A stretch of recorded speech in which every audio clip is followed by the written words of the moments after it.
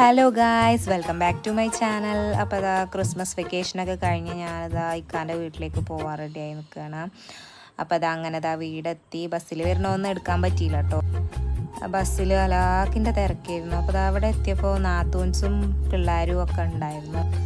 അപ്പോൾ ഓലൊക്കെ പറഞ്ഞു ഇപ്പോൾ ട്രെൻഡായി നിൽക്കുന്ന സംഭവമില്ല, അത് നമുക്കൊന്ന് ഉണ്ടാക്കി നോക്കിയാലോ എന്ന്.